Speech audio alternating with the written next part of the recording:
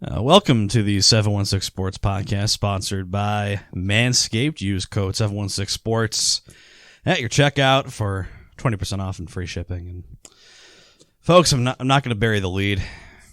Something happened yesterday, and we need to talk about it. I know none of us here really want to talk about it, but we as a group of five decided to come together to discuss it, and we know that all of you have been waiting for us to talk about it.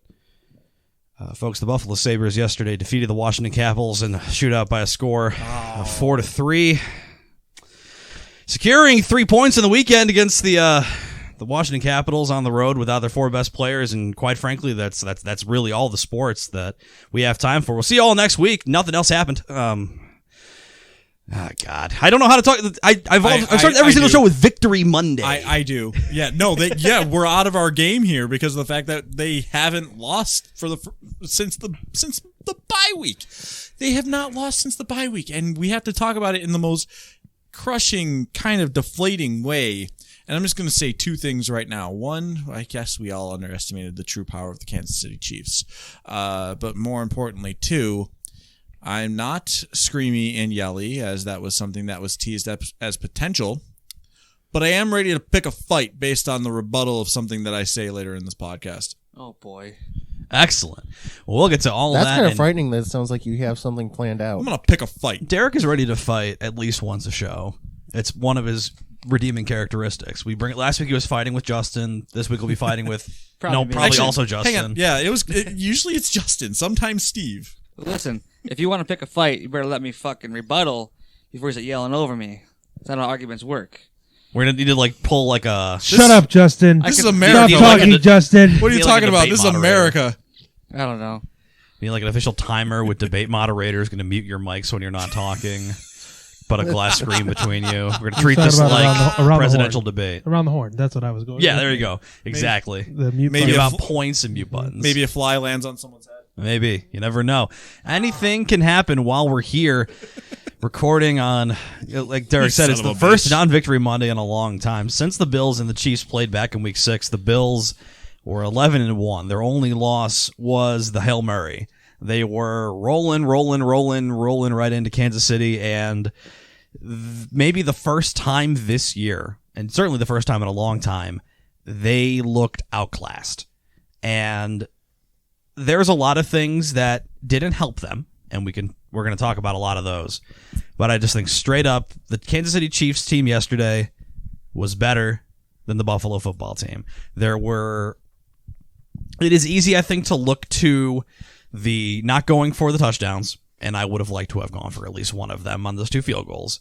I'm just not convinced that if you get both of them, you add 8 points. Maybe you only get one of them and you end up only adding 1 point versus what you ended up getting. Mm-hmm.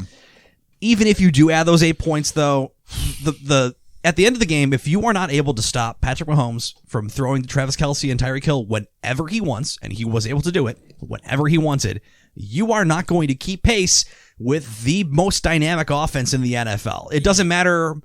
We knew they had to hang up at least 30. They didn't do that. But even the Chiefs could have scored 50 yesterday if there was someone keeping pace with them. Yeah, and the other thing, and that's why I'm not yelly screamy, because this was an outclassing, as you said.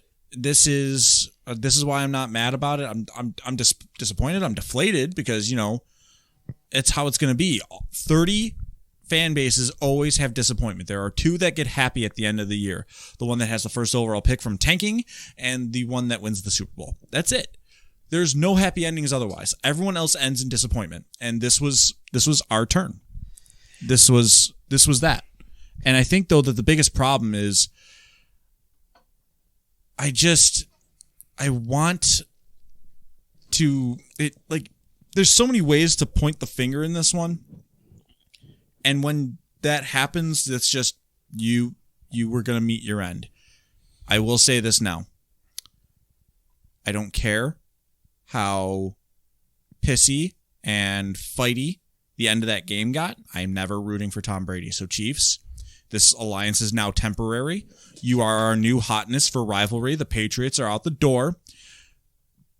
You get 1 week reprieve, and then I'm going to go to start hating your guts. but you better, especially if you lose to Tom Brady, I will never forgive you. Tom Brady trying to pull a LeBron James, switching conferences, going right to the top. Yeah, I have nothing against Patrick Mahomes, the individual. It's easier for me to cheer for him than it is to cheer for a team led by Tom Brady. I wish Mahomes was a little less talented because that would make the future of the Bills look easier. Because, of course, in true Bills fashion, you finally get out from under the shadow of Tom Brady and the Legion of Doom in Foxborough after 15 years. Just in time for Andy Reid to acquire a generational talent at quarterback, maybe the fastest man on the planet, a wide receiver, and a tight end who runs routes so effectively that your average linebacker can't be in the same zip code as him for the entire game. All at once on the same team in your same conference. And the play calling to mix it all up, too. And an OC that apparently no one wants to hire as the coach. And geez, let's also talk about the fact that that generational quarterback is making plays that you see probably usually only in video games. The throw he made while rolling to his right yesterday while being literally dragged to the ground is absolutely bonkers. There's a lot about that. Man, that is absolutely bonkers. Foot looks fine. Yeah, he moved a lot better than I thought he was going to do. Oh, my God. That was the one thing that I kept telling myself, that I'm like, if he is a little less mobile, I think they would have been able to scheme against that. The problem was that he looked like, I'm sure it hurt like hell, but he was running on a scramble up 3 scores in the fourth quarter. He was feeling fine. Yeah. He does not run that ball for no reason if he's not feeling pretty good on that foot at the end of the day. Yeah, the other part about it is this, and it ultimately comes down to one thing here on the defense.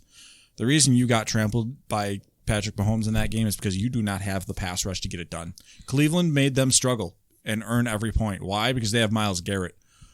The Chargers gave Mahomes fits this season. Why? They have Melvin Ingram and Joey Bosa. They have pass rushers. The Bills, Jerry Hughes is good as the 2. He is not supposed to be the top of the depth chart defensive end anymore. And that is how you limit some of what Patrick Mahomes does. Because if you can't get home with 4, you're not getting home. There's only 2 ways to actually beat Kansas City in the current iteration. You have to do what the Raiders did and just go toe-to-toe, throw haymakers, and put up 50 points against them. And the Bills' offense was not clicking like that yesterday. Or you have to be able to get a pass rush generated with just 4 people so that you can sit back in coverage and not let Tyreek Hill and Travis Kelce burn you. You know, that's the thing. You don't really stop the Chiefs. You contain them. You know, they didn't even do that. As best you can. You can't play zone because the receivers are good enough to find the holes. They spread them out. They spread you out so thin. You play man. We saw it yesterday. Tyreek Hill just destroys you like you're pregnant. Really? Sorry.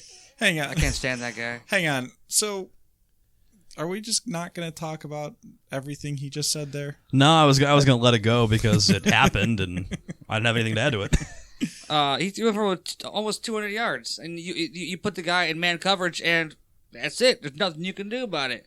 And the way you beat the Chiefs is you go toe-to-toe with them on offense. You have to play a perfect offensive game, and the Bills couldn't get doo-doo going on offense. I had a conversation with a Broncos fan that was talking about how you slow the Chiefs down by keeping the ball and running it.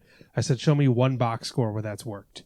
Because the only game they lost this year was the 40-38 or 40-35, 40-32. Whatever that Raiders game was. The Raiders hung up 40. Yeah. And it took a late drive with Derek Carr throwing another touchdown pass for them to beat him. You can say all you want that if the Bills were running the ball effectively, they would have beat. No, they wouldn't have. You don't. It's the opposite of what we've been saying all along. And I look at you, Derek, because the way that you can force teams like Baltimore to struggle is make them have to throw because you're beating them. Yep. And that's exactly what the Chiefs do to everybody. They're beating you. They spotted the Bills 9 points yesterday. 2 scores they spotted the Bills, and then in a blink of an eye, it was 21-9. It's disgusting. And even if the Bills were running the ball well, at that point, you're not running it anymore because the Chiefs get the ball back to start the second half, and you have to move the ball. Well, the Chiefs could have run it in that situation they wanted and to they because chose that not running to. game. Because they're why the would they run Chiefs are it, Mike, when Travis Kelce was open with 6 yards of separation on every play? No, but I'm not saying that they would, but I'm saying they could because their offense is all around, probably one of the best offenses, all around offenses that I've seen lately, and this is considering how good Seattle was early in the year. I mean, it is all around good. They can beat you in every way possible. I agree that their offense is all around good, but they couldn't do shit in the run game yesterday. Well, it was also Edwards-Helaire first game back after almost 2 months with a hip injury. He wasn't even seeing the ball a lot. It was mostly Williams. It wasn't even that. It just they didn't have to. They didn't care. And that's same reason what the Bills was. haven't run the ball a lot of their games. Why would you bother running the ball when you can throw the ball on short passes? The short pass is the new run in the NFL. Now, The age of the running back getting 30 carries is completely gone. Half the time, if you want to run the ball or get a short gain, you run it to McKenzie or you do a little shovel pass to Kelsey That's like sweet. the Chiefs do all the You time. can run it all the time like the Ravens, and you see where that gets you to a divisional game where you score 3 points. If you're content with always getting to the divisional round, you can do that. Yep. I would like to think that maybe you could have higher aspirations. and we did have higher aspirations, and they were quashed by the Chiefs in one evening. But the thing is that there was something said just a little bit ago here that you have to play. I think you said you have to play a perfect offensive game in order to go with them. No, you have to play a perfect game. I think that's right. Like you didn't need the extra word because Vegas, when they beat them this year, they played a perfect game. Why? The Chiefs only scored 32. And I say only. They played a perfect game. They were sharp offensively, and they made at least one stop. The Bills did not, outside of the first drive of the game, make them punt the football. That was it. And that was a drop from Tyreek Hill. Yep. And it That looked could like have easily been another score. that could have been a scoring drive at minimum. But the thing is that you did not limit them from getting points outside of kneel downs and the first drive of the game. That was not only not perfect, that was the worst performance you could have put in against that offense. I think it was a pretty questionably coached game. I don't want to say poorly. It was, but It felt like they were out there to not lose and not to go out and take it. yes. And here's something about it. Everyone, when we say coaching, everyone's going to think about the field goals. Let's be real about something. I was pissed about it when it happened, mostly because of the mindset of you want your players to believe in you. And you want to show them that you believe in them. That was not my biggest gripe when it came to coaching last night. That was a week ago, we were talking about Leslie Frazier, and I used the word masterclass. Last week, I also said that the Chiefs can get you running horizontally, and that is a problem that the Bills roster could have faced. The Chiefs used 82% of motion pre-snap on all plays last night. 82%. They're getting someone horizontal on you before the snap. That is one way to get it going against at least one corner, let alone maybe two, that aren't as great at it. Even Trey, who was an incredible coverage corner, I mean, his one weakness, if there is, it is just straight up speedsters. There's Track that speed. problem with Deebo Samuel in the Niners game a little bit. Yesterday, I mean, Tyreek Hill is a matchup nightmare for pretty much everyone, just based on how fast he is. It's tough to be in space against that guy. And you mentioned motion, Derek. Motion is just a free way for an offensive coordinator and a quarterback to get a look at what the defense is actually going to do before the play. You move a receiver and you see who responds, who moves, do they move? You basically right there's a free look at exactly what the defense is. And that's why good teams, and we saw a lot of motion, more motion this year from Brian Dable than I think we've seen from a Bills offense in years, because it gives your quarterback an extra leg up. Oh, you're going to give the best quarterback in the NFL an additional advantage before the snap. And you saw how fast that ball got out of Patrick Mahomes' hand. He knew where the first guy was going to be open before the guy running the route did. That's how well coached that Kansas City offense was. And that's what, in Buffalo, also to that, you mentioned the coaching, they tried to play timidly because I don't think they had the personnel or the ability to play aggressive. I want to be mad that they sat back in zone and let those guys pick them apart. They I can't do. play man. But they couldn't. against And that. when they tried later in the game, they just got torched. I'm Yeah. never even just on offense. I'm not even worrying about that. This is where it was. You didn't have all the personnel there. I think it starts with the defensive line, because a defensive line and a good pass rush can make a mediocre secondary look really good. The thing is that when you don't have that, you need to be able to scheme things properly, and they did not have the personnel. I knew that the speed of the receiving core for the Chiefs was going to be a problem. I did not think it was going to be that much of a problem. And again, pre-snap with the motions and everything, you don't know where the ball is going pre-snap. They're all motioning everywhere. You have to account for literally everything. And again, I asked myself yesterday, I'm like, why is Eric Bieniemy not a head coach yet? And part of the reason is Chiefs keep going to the fucking Super Bowl. That's the problem.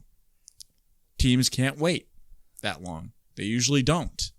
And again, and the offense needed to be perfect, especially considering what the defense was doing. But nobody was. Speaking about our offense needing to be perfect, let's talk about how the offensive line was very imperfect. The offensive line was pitiful yesterday. There were multiple occasions where a 3-man rush was just tearing through 5 linemen and a tight end. Like, what's going on here? 2 words. Look out. I mean, Kansas City does have we spend so much time talking about the Kansas City offense, and rightfully so. It's a marvel, and it'll be talked about the way we talk about the Patriots offense in the mid-2000s and the greatest show on turf when it's all said and done. But the Kansas City defense is not a bunch of scrubs stacked together just keeping teams from scoring 40 points. Frank Clark and Chris Jones are forces on the defensive line, and it was a mathematical marvel they found a way to fit both those guys under the salary cap while they're paying Patrick Mahomes $500 million. The Bills were not great, but also Chris Jones was just punching guys in the face. Frank Clark he is one of the faster edge rushers. I think he has forgotten about how good he is. He was dancing around Darrell Williams. And it wasn't even just those guys. It was their ability to bring those little small linebackers like Tyrann Mathieu into the play and let them get home. They just had complicated schemes because they believed in Bashaud Breeland being healthy for that game was a huge difference for what they were able to do defensively, because they trusted Bashaud Breeland to be out there on an island and trusted all those guys to be back there because to their credit, they were doing a great job. That's the best covered that Stephon Diggs has been all season. That was the first game where Diggs wasn't open 85% of the plays. I made the mistake of thinking that Kansas City's defense, I know it's good. You have to have a good defense to make it where they have. But I made the mistake of thinking Kansas City's defense would not be as difficult to throw on as Indy and Baltimore were. Because you've seen Kansas City get thrown on. You've seen them, that's how you beat them. You've seen them not be as sound defensively as Indianapolis and Baltimore throughout the season. And man, did they ever make me eat those words, because they were phenomenal yesterday. And there were instances where Allen wasn't taking what was available to him, where you saw Beasley in the flat or you saw an opportunity to check down. And listen, for years we had quarterbacks who only check down, so it's going to sound like damned if you do, damned if you don't. But there were plays out there yesterday that were available that he didn't take. There also were plays out there yesterday like Devin Singletary on a swing pattern dropping the ball with Tony Romo or Jim Nantz saying 3 or 4 yards in front of him or 30 or 40 yards in front of him if he'd have caught that ball.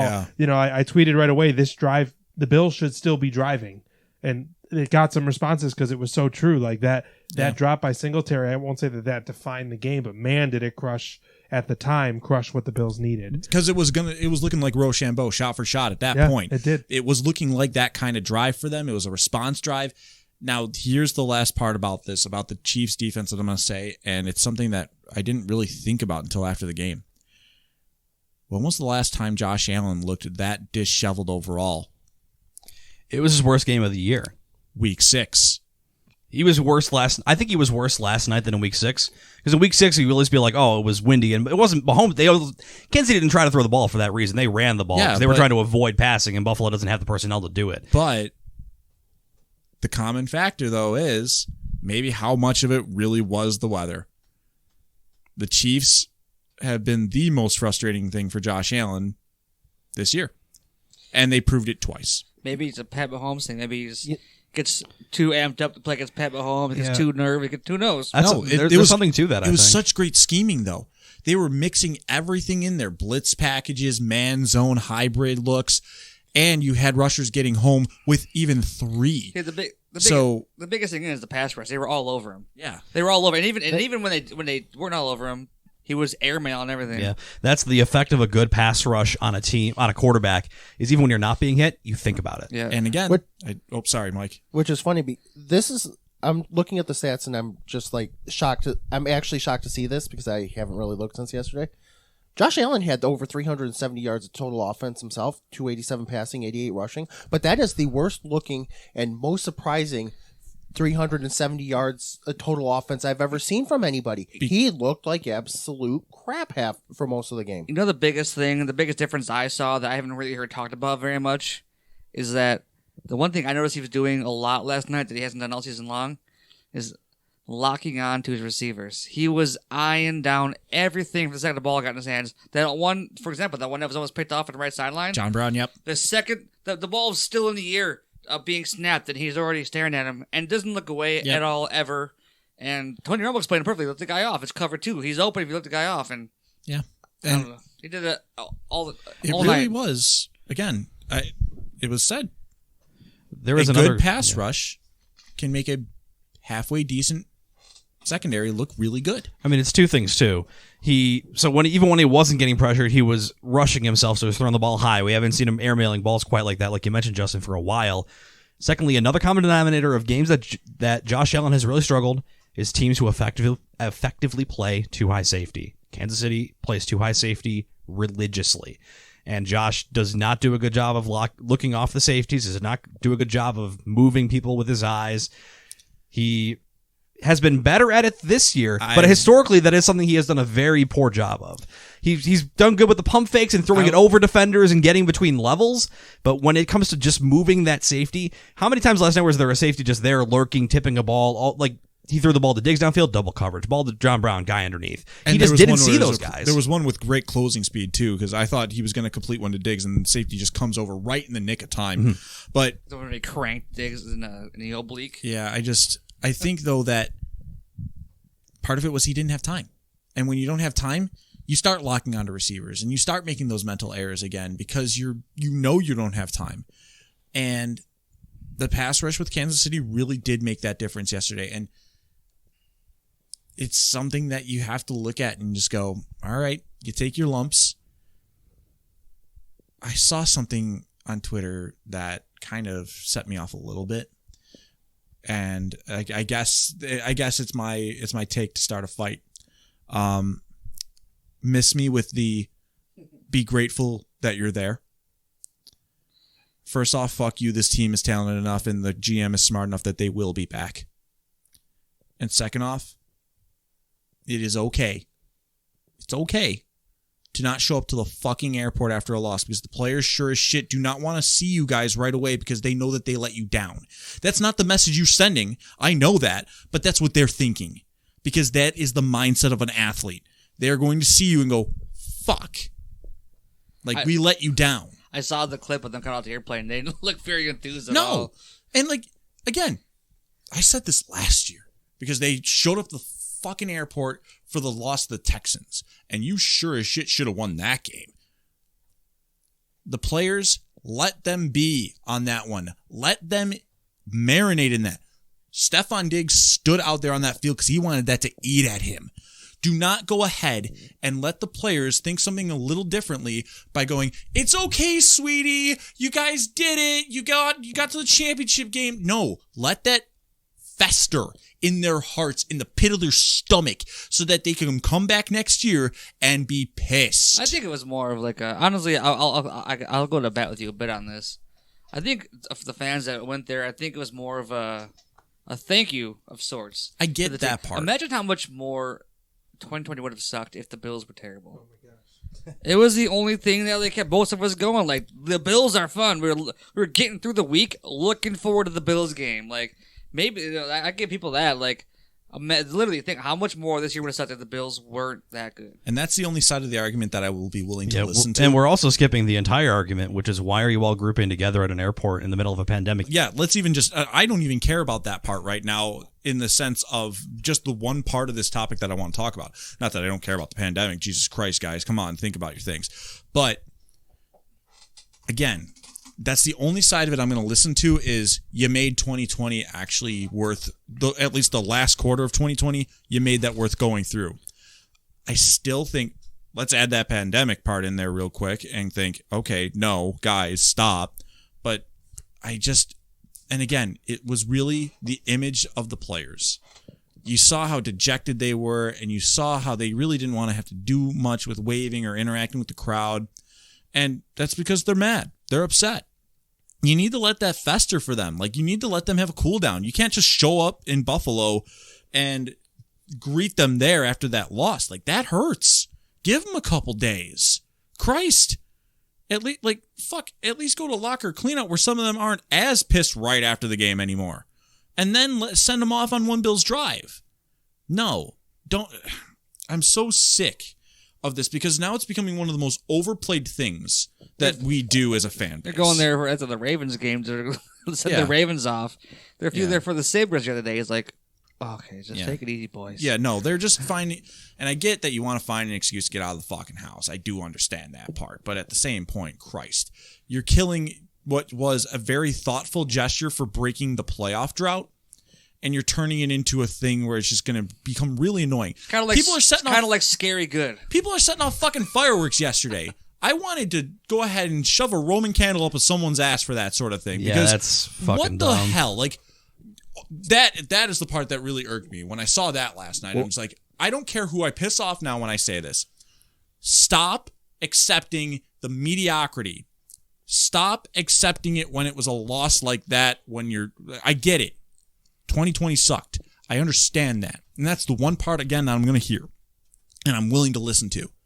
You do not need to be inconveniencing anything by setting off fireworks because you bought them and you thought that they were going to fucking win or something.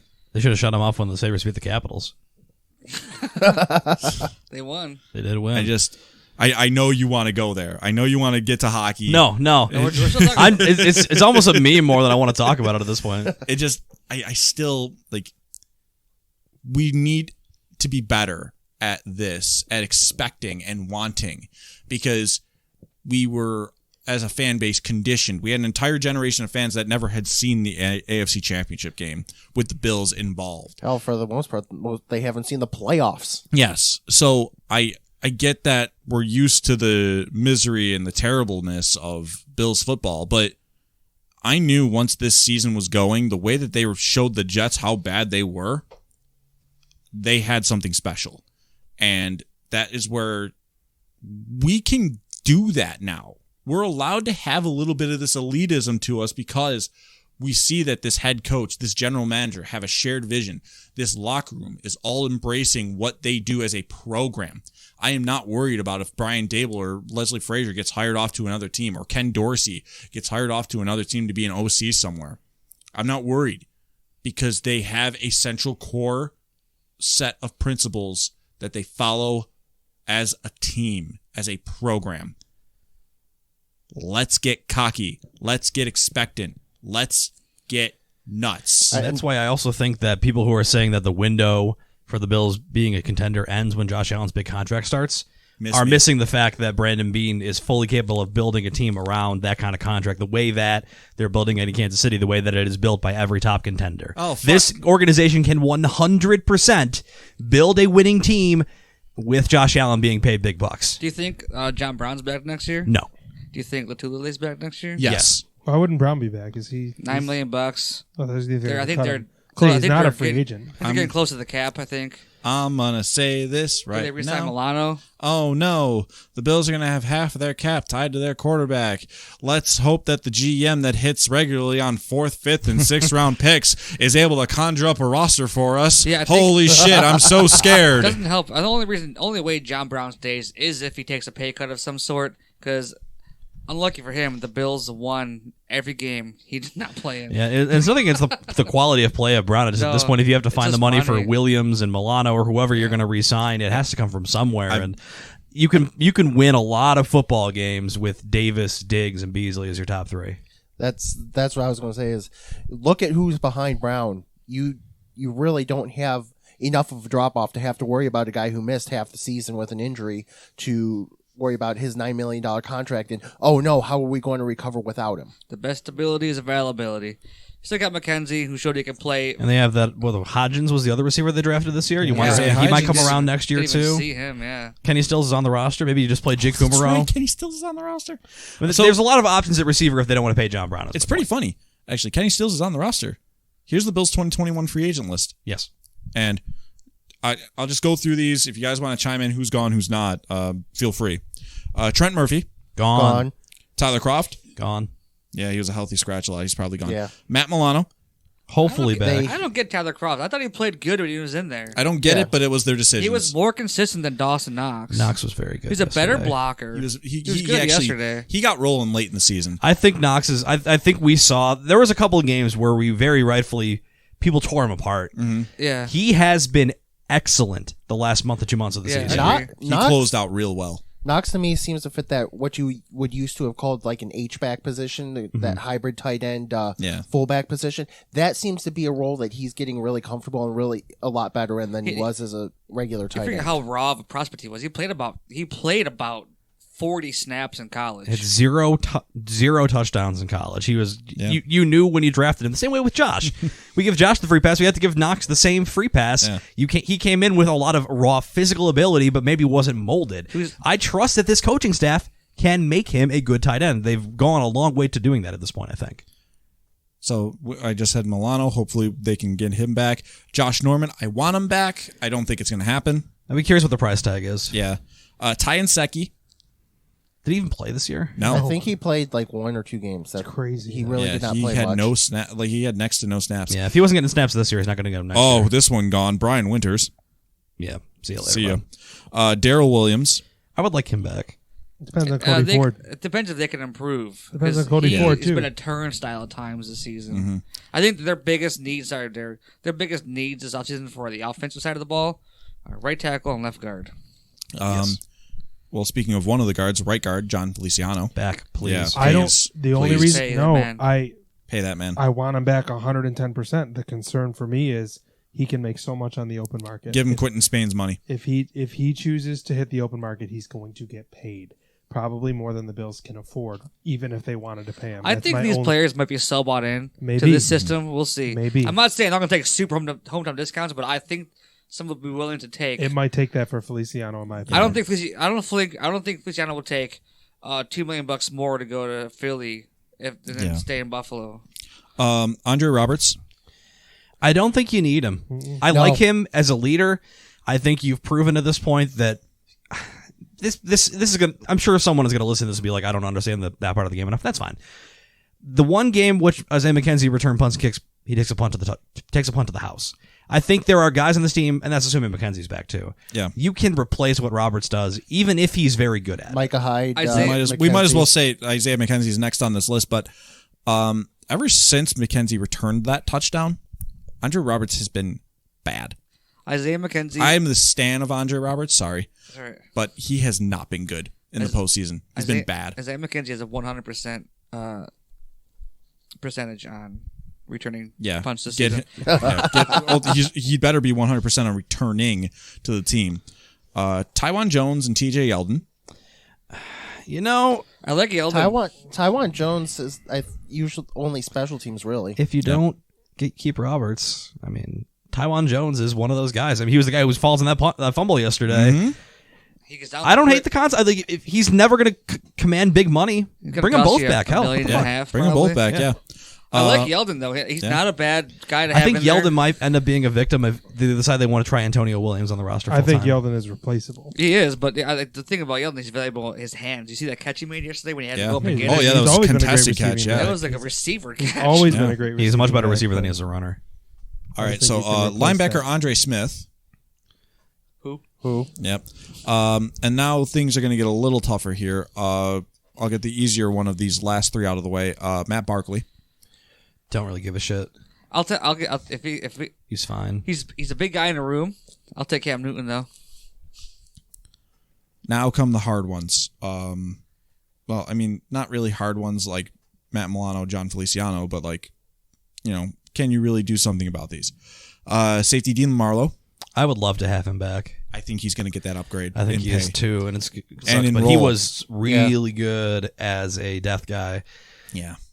And bring him back if you can, but he's far enough down the priority list that I share your concern. Yeah, and he's good, and he's been good enough in that role for 4 years or so. I think that some team's going to take a flyer on him and pay him to be a starter because that's the one thing that they could promise him that the Bills can't is you get to be the playing guy. Time, yeah, and then last one is Levi Wallace.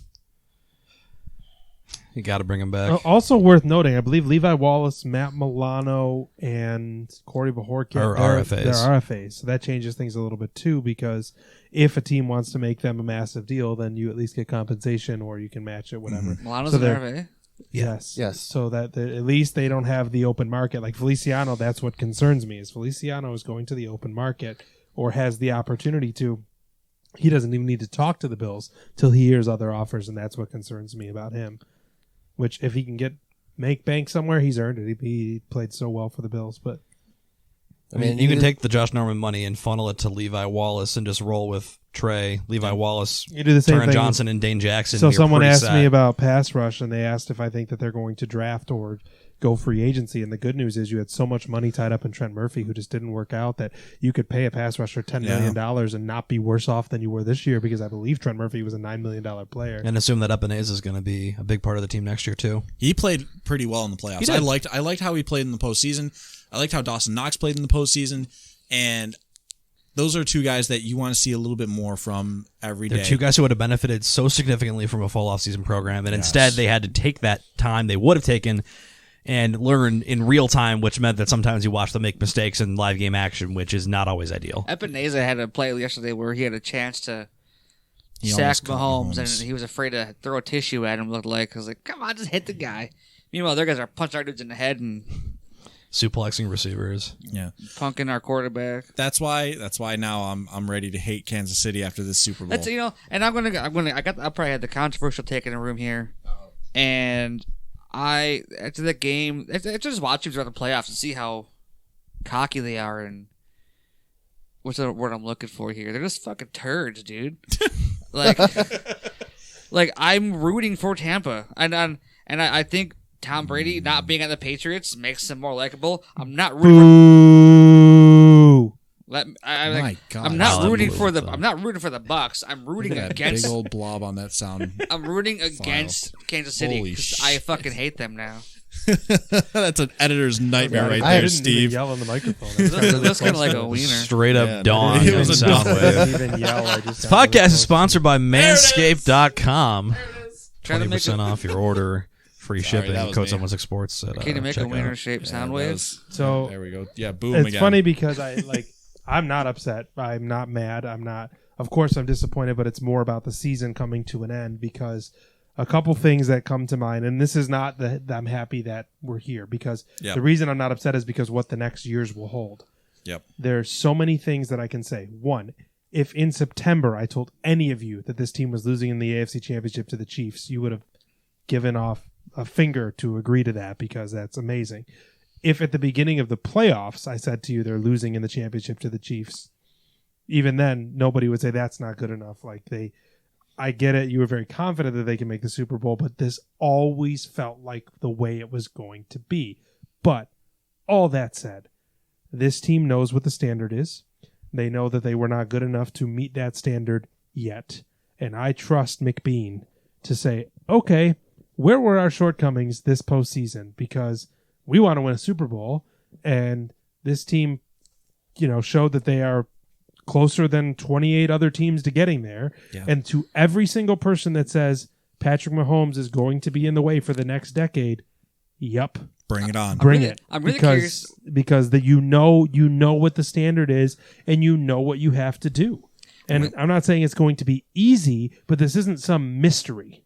Let's make this the playoff matchup. Let's make this the new Manning Brady. That's what I said, and I didn't go so far as to say Mahomes and Allen are Brady and Manning, but this has the potential to become. It was always going to be one of them two, one of those two. And I continuously point to Josh Allen as Andrew Luck, because if Luck was playing, he would have had a chance to inject himself into that conversation. And I think it's such a great comparison to compare Allen to Luck, and I do it every week on the podcast because it's not exactly right, but like Luck's first playoff appearance, he lost in the wild card round. The next playoff appearance, he lost in the divisional round. The next playoff appearance, he lost in the AFC Championship. That might not be 100% true, but Luck got better, and Luck was always good, but he got better, and every single time got that much closer to a Super Bowl. And look at Allen's season. Puts in an MVP-type campaign, and that came out of heartbreak from what happened in Houston. I hope that motivation is amped for losing in the AFC Championship game. I mean, after what you saw them do this year, there's not really a doubt in my mind that this team is motivated. It's not easy to do. I mean, Kansas City has been to 3 straight AFC Championship games. That was something that was difficult for the Patriots to do during their reign of terror, winning all the Super Bowls. It is not a team hosting, not just playing in, hosting 3 consecutive AFC Championships is very difficult because you have to play basically perfect football almost every week to be the number 1 seed and then win your way to the championship every single time. Are the Bills going to be back to the AFC Championship every year? No. is it reasonable to think that they could be playing in 5 more AFC championships in the next 10 years at the trajectory? I don't think it's ridiculous at all. You got to look at the fact that the Bills have basically a young head coach and a young GM that if this team keeps on this trajectory will probably stay together for a very long time. Yeah. Kansas City, on the other hand, Andy Reid's been coaching forever, and I wouldn't be surprised if he's getting somewhere. No, I'm not. Towards I think the end, those two are going to be a problem. They're going to be here for a while. I think that Andy Reid's getting closer and closer to the end of his career, and then Kansas City is going to depend on what they bring in to follow him. Whether they, if you bump up Bieniemy, like okay, that's what I was thinking. If you have someone like Bieniemy who's been with Reid for how long now? My bigger concern is how does Kansas City keep the super squad together? They've done a really good job. All those guys they do the same thing that the Bills are going to have to do. I know. I don't think they're going to have to really worry about that. I think Mahomes is one of those quarterbacks who's going to make any receiver he has around him better. Yeah. Think about how Kansas City's always been building their roster, though. Even with the rookie cap of the contract that Mahomes had, they still needed to be able to bring in all the talent. They still hit great picks on later rounds. They are a group that does collect talent very well.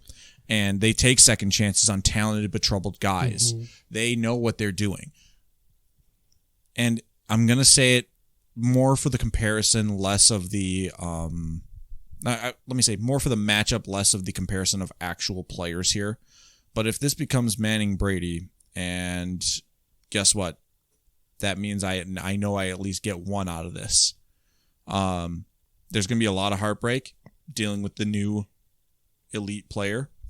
But if I get one out of it, I'll take it. I'd rather be heartbroken by a team that has become, again, appointment viewing.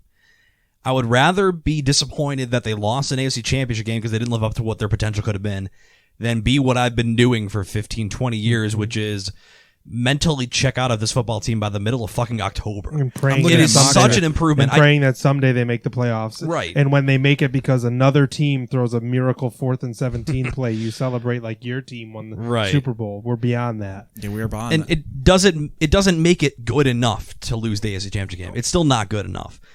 But part of the reason I have a hard time being upset or majorly, maybe I'm a bit disappointed, but not even so much that. Like you mentioned earlier, Derek, if before the season, if you had told me they made the AFC Championship game, I would have bought him big time. And as soon as they beat Baltimore, they had achieved everything I wanted them to do this season. And anything on top of that would have just been gravy. That doesn't mean I wasn't banging the table yesterday when they recovered that fumble by McCole Hardman and had a chance to go up 2 scores. It doesn't mean that I wasn't screaming at the decision to kick those field goals. But the burden to bear right now is easier than it is going to be next year. Because now the expectation for me, and I don't know if this is true for everyone here, my expectation is there is absolutely no reason that you cannot be back in that game next year. And anything less, I don't care if it's Kansas City or whoever it is, anything less than playing in the AFC Championship game next year is now going to feel like a letdown. Good. And that's, good. That's what it is for good teams, though. God. Yeah. That we are past just make the playoffs. Let's go. Kill switch engaged. I'm in. And I've been in on this. Like, that's been my mindset this season with this team ever since the San Fran game, I think, when I led the show off by saying they're going to the Super Bowl. That was my mindset right after the bye week at that point. It was just, all right, I'm locked in. I want this team in the big game because they can. And, yeah, they had their letdown yesterday. But guess what? You know cocky bitch is going to be back. He's going to be back. The preview show next year, Derek's going to show up in like a bathrobe and sunglasses. Just like, yeah, boys, you forgot about me. What's up? Yeah, I'm here for it. And again, you say it. Like, what this fan base has been, like, by now I'm already on Mock Draft 2.0. Yeah. I haven't looked at them. I haven't looked at prospects at all. Nothing. And I've got a lot of catch up to do. Why? Now they pick 30. They picked 30. And that's their pick. Mm-hmm. The last time this team was picking in the 30s was because they sucked and it was a second-round pick in the early part of it, or they traded with somebody to get somewhere. And it's usually in the second round because they're not trading into the end of the first. Right.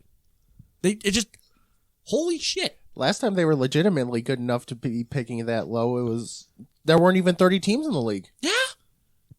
There were still only 28 teams. Like, I am so ready for the next season already. And how, I don't even need to ask. I think I'm just going to get the agreement all the way around for this one. Bills Chiefs to open the season. 2021. It's a know money because game. The Bills laid an egg. I wouldn't say that. I think it's the two best teams from last year. There's think bad that's blood right. now, and you can market Mahomes Allen. I think it's the best money game they. I don't know who Kansas City plays in the NFC next year. Mike's looking up the opponents right now, I think. Yeah, the Mike's only already other on it. better chances if you have like Green Bay or Tampa as your possible. And also assumes that Kansas City's going to win, or which Tennessee, they might. maybe. I don't know.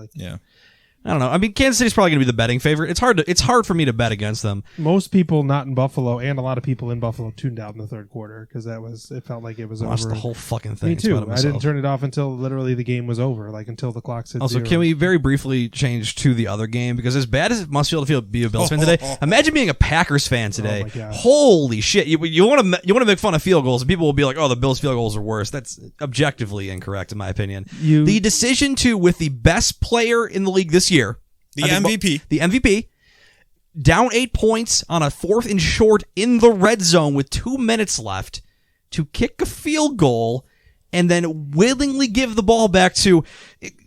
Did one of the best the closers Utah of all Jazz time. in the NBA Finals just like drive for a layup and give Michael Jordan the ball back with 20 seconds on the shot clock? Like, what are you doing? So I think about the play before when Rodgers had a lane, and the Packers were not goal to go. They had a first down available to them, and there was a huge hole to Rodgers' right, and he stepped up into the hole and then threw an incomplete pass.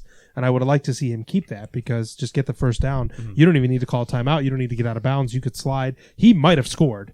But I think he saw just blood. blows He was going me for it. away to see NFL coaches make a decision while down a touchdown to kick a field goal with 3 minutes to go and remain down a touchdown. Yeah.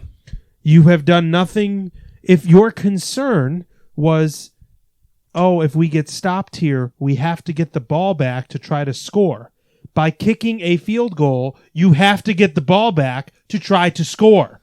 You have done nothing to improve your situation other than a touchdown winning you the game. Better off if you don't get the touchdown in that situation because of the field position. Yeah, It makes it easier if you get the ball Like back. the first Buffalo field goal yesterday, the one before the half, weirdly, the analytics say it only changes your win probability by less than 1%, because it was so late in the half that if you don't get the touchdown, you don't get the benefit of pinning the other team deep because they just take a knee and the half is over. Yeah. The second one in the third quarter, probably should. I didn't hate the field goal right before But the half because both it of was those getting points, but I did not pale like in the late comparison to what this is supposed to be. A smart team. They hire this guy so that Aaron Rodgers is unleashed. They get rid of Mike McCarthy, bring in LaFleur, who I think has been a pretty damn good coach to this point, and just in the biggest moment, he's just like. In the biggest moment, he went Mike McCarthy. I don't know, Jim. He went Mike McCarthy on the biggest moment. Yeah. And I was baffled watching that. And I'm thinking, holy crap, no matter what happens today, first off, I hate that Tom Brady's in his 10th fucking Super Bowl, but god damn it, you deserve to lose. And you know what?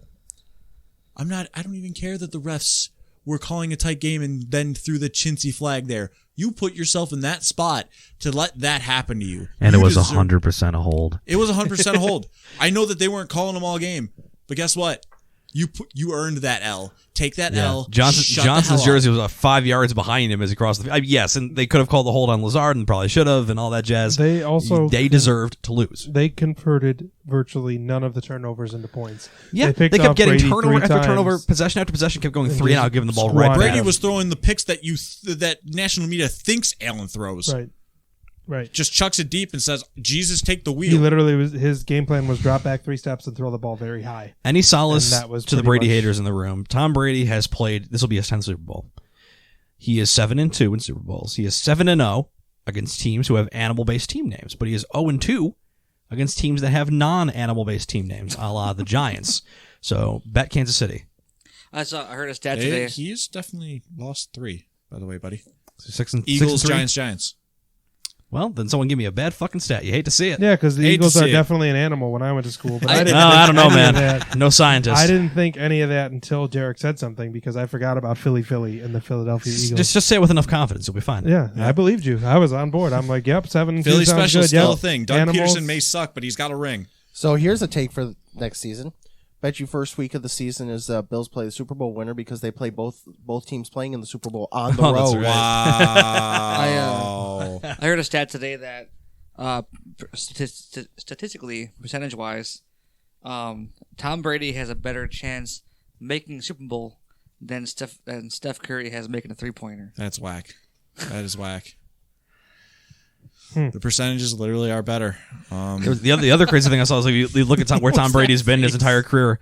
Whatever city he's in, there's just a gazillion championships. He was in college in Detroit or Michigan area when the Red Wings were winning Stanley Cups. He goes to New England and the Red Sox break the curse and the Celtics have the big three. He goes to Tampa. Immediately the Lightning win the Stanley Cup and the Bucks are in the Super Bowl and the Rays are contending for a World Series. The Rays were in Game 6 of the World Series. Yeah. It's just, Can he just retire here when he's done? He just move go? to Buffalo? Move to Buffalo? Yeah, just move to Buffalo and retire. Move to Buffalo, troll us for a year just so that we can get one. Yeah. You don't even have to stay that long. Just troll us for 1 year. You can even just walk around middle fingers at every one of us. I don't care. I would care. I'll care a I'm a little salty. bit. I'm a salty. I would stop caring when they lived at Lombardi. Do you know how stressed out I would have been if the Bills won yesterday and I had to sit here for 2 weeks thinking about Super Bowl? Well, here's. And then I would have been stressed out the entire 2 weeks, but then I also would have got really fucking sick of hearing about it. Yeah. I could have. Yeah, you would have heard Tom Brady. I couldn't turn the radio on this week in my car because like every time I was just so sick of hearing about football and Mahomes and the Chiefs and the offense and.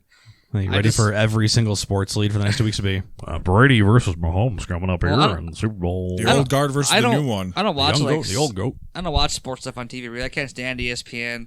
But like when I get in the car, I go to the sports radio and it's like I can't deal.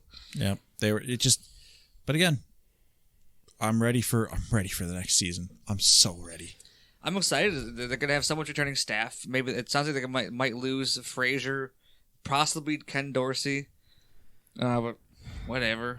Good teams always lose staff. It's just the side effect. No one's been poaching Bills coaches forever because no one wants to poach Mike Mularkey's offensive coordinator from his 5-11 team. Even if we lose Leslie Frazier, I'm like not.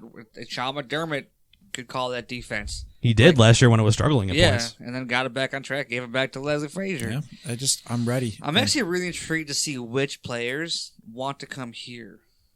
Like Taylor Hall approaches Sabres. Remember we saw on Twitter like Tyrann Mathieu, Honey Badger, tweeting about the Bills. Jamal Adams tweeting about like, I hate them, but man, they play a fun team game. Marlon Humphrey was tweeting yesterday, why the hell aren't you blocking for Josh Allen? Marlon Humphrey wanted this team to win. Yeah. And a lot of Baltimore players and fans were very, after the donations for Lamar, and then Duff sent Marlon Humphrey a bunch of Buffalo wings after his tweet. They're like, all right, these people are cool. I think it's a lot too, like if you want the team you lost to win. That's what Marlon Humphrey was same on thing. public It's going to saying. feel less stingy if the Chiefs go win Super Bowl. Hey, we lost to the champions. Yeah. If the Chiefs go out and wipe the floor with Tom Brady, it'd be like, all right, well, it wouldn't have mattered then. Yeah, But I'm no. curious- I will be a Chiefs fan for 3 hours. I'm curious to see Yep. how many people are interested in coming here. It's going to be fun. You're an AFC championship team. That's going to lure you some players. It happened with Jacksonville.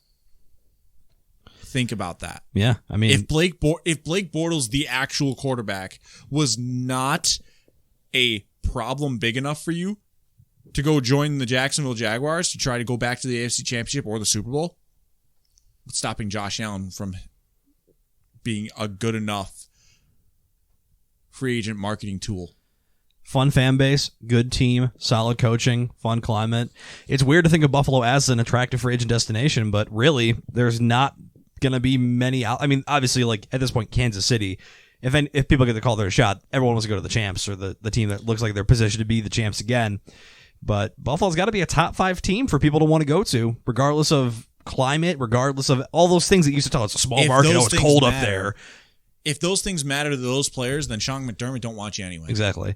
And I would rather Sean McDermott, because of their history, McDermott and Bean finding the right guy, I'd rather take the random safety from the Packers who no one believes in, or whoever else is available, because every time they sign a free agent, more often than not, they hit. Their hit rate is astronomical on these guys. Jordan Poyer, Levi Wallace, Levi Wallace. I'm going to need to look at the Panthers free agents. Cam Newton, technically, just a year removed. Teddy Bridgewater, backup quarterback? I don't think Teddy's going to sign for that. I like Cam because it's just like the same as Josh, the same player as Josh Allen. Big arm, run, big body. Loves getting too far onto the ball because he has a bad foot. Yeah, there you go. I would take Cam. It's not much of a drop on that, and not. it's not much. You're not changing your offense. What I'm trying to say. Not, Yeah, drop I know off. what you were trying to You need a guy who's able to play the way that Josh does when he goes out. And Barkley, as good in the locker room as he may be, Matt Barkley cannot be. He has no one scouting Josh Allen. Unfortunately, Matt Barkley was indirectly responsible for what happened to Cole Beasley. Yeah, let's talk about that for a second. Come again? Cole Beasley playing on a partially broken fibula for a month. To be clear, I sneeze sometimes and my neck hurts, and I'm day to day. If you think I'm kidding, what I just said is 100% true. There are times that I sneeze and like the 3 top vertebrae of my back crack, and it hurts, and I need a minute. To be clear, this dude broke a bone in his fucking leg. Yeah. Then ran around on it in a high-speed contact people sport. tried to tackle him. Tickle him. I don't know if anyone was trying to tickle him. Probably that too, but jeez. I mean, I knew he was a tough guy. You have to be a tough guy to play football. Tickling a broken leg's probably not good. Holy shit. Cole, my dude. Dude, like, think about just the logistics of it. It makes sense that Cole Beasley wasn't looking as fresh out there. That makes a lot of fucking sense. I actually thought he looked pretty good yesterday. Like yesterday, he was running around. I was like, oh man, he looks like he's recovering really well. Because every other step, he's like, ow, ow, And ow, then he ow, got hurt. ow, Then he ow, was- And instead, he's channeling Greg fucking Jennings over here. And then he got hurt, and they ran out the field and like collapsed on the sideline. And was out there 4 plays later. Dan Chabas, one of the hottest hitting safeties in the league. Let's get in the mind of Cole Beasley. When you got hair like that, the bones in your legs don't matter that much. That's right. He wanted it to be. He wanted it bad to be out there. Yeah. Well, you know the guys That's are the team they have. well, and there are some guys in particular. I think about Cole and the 2 guys who were the last 2 on the field for the Bills yesterday: Stephon Diggs And Sean McDermott. and Josh Norman. Because these are 2 guys who have previously been on teams that have made deep playoff runs, and yet again, those are 2 guys who do not have Super Bowl rings, who have been in that spot before. Stephon Diggs has maybe the most iconic playoff play. Well, one of the most iconic playoff plays of all time. Most Minneapolis iconic Miracle. in Minnesota, Yes. at least. And he still doesn't have a Super Bowl ring. That dude almost single-handedly won his team a playoff game by tight-roping and double coverage. And you could see it. You could see it in just the way his body expression was, like watching the team celebrate. I'm not worried about Stephon Diggs coming to camp next year motivated. That dude is tired of being a 200 catches bridesmaid. next He year. wants that ring. He wants to be on top of the mountain. And he was ready to fight someone yesterday. He was. Oh my! But what people don't remember on that play is he chased someone down in a meaningless 2-point conversion to make sure they didn't score, and he rocked them. Mm-hmm. He was. Anyone that says anything bad about Stephon Diggs, you go ahead and you go to hell. It gets the hose again. You will never find a guy who he fights more for his quarterback, fights more for his teammates. I'm out of the loop in Minneapolis and went to text Matthew Collar or something and see what he's got to say about it. I cannot believe that anyone ever wanted that guy off their football team.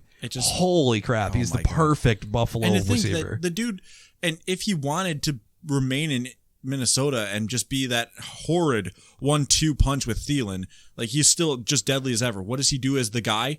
Only leads the league. And he has the heart too. He cares. And that is something that you want from your players. That's why when you talk about the free agent list, are there guys I want back? Absolutely. I'm hard pressed to look at that list and think of a single guy who, if he wasn't back here next year, I would have less confidence in this team. Because I trust that the guys who are still here and locked up in contracts will be as good as they are, if not better. And I trust that anyone who they're not able to keep who they want, they will go out and get guys who fit into this culture, because that's the way this team is right now. I'm not worried about Feliciano really at all. I think he'll be back. I think it's a lock almost. I am worried about Milano because he's gonna get a nice chunk of money. Milano's gonna get a nice chunk. Yeah. When he was out, they weren't good. And tell me his agent doesn't know that.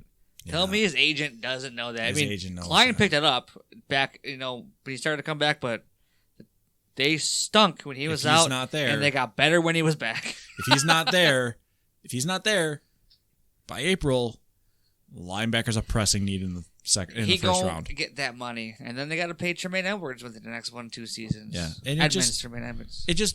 There's still so much about this team that I'm excited about. I'm excited about this offseason, what they do. They have a laundry list of things to take care of. But I am excited to see how it all unfolds. Like, what is the contract situation? Does Milano get those buku bucks and just turn down the team?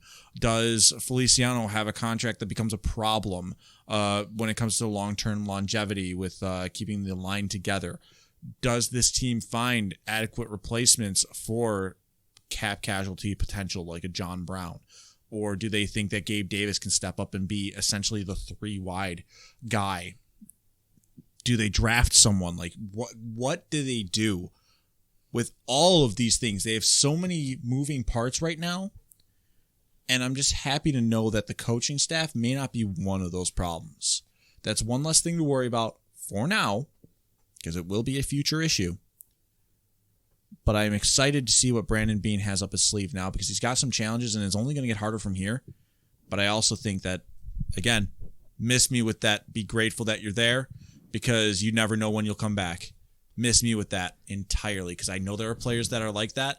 Phillip Rivers, he makes an AFC Championship game with one of the best teams in football, and he doesn't sniff anywhere close to that ever again in his career. But guess what? I know that this regime has what it takes. It's okay for a fan to be like, I'm grateful for this season. It's not okay for a player today to be like, I'm grateful that we just got there.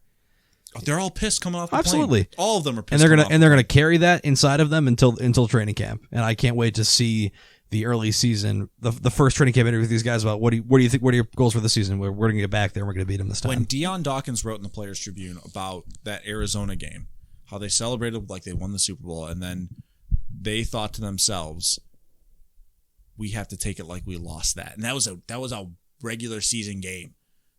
Think about that. Now, how do they go ahead and accept and move on from this? Well, they don't accept it. They move on, but they move on to get better. Recent history has shown this team almost learns more from losing than they do from winning sometimes. This team they learned a lot from losing to Houston in the playoffs last year. They learned a lot from losing on Hail Murray. We'll see how much of what they learn from losing to Kansas City. One thing that they will learn, or one player in particular will learn, is as much as I love seeing it, Petty Josh might have to go. Who?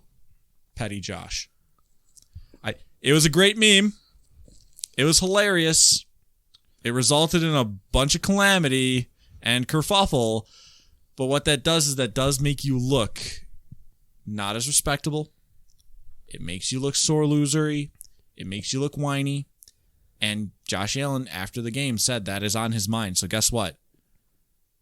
Learning's already beginning. I think the Bills might have an easier schedule next year too. Like, it's hard to have a harder one, to be honest. They have both Souths. They got Falcons, who they do have first place schedule going on here on out. Yeah. They have the Falcons. Oh no, the Steelers. God help us. They have Carolina Panthers, who don't have a quarterback. They have the Houston Texans, who don't have a quarterback, kind of.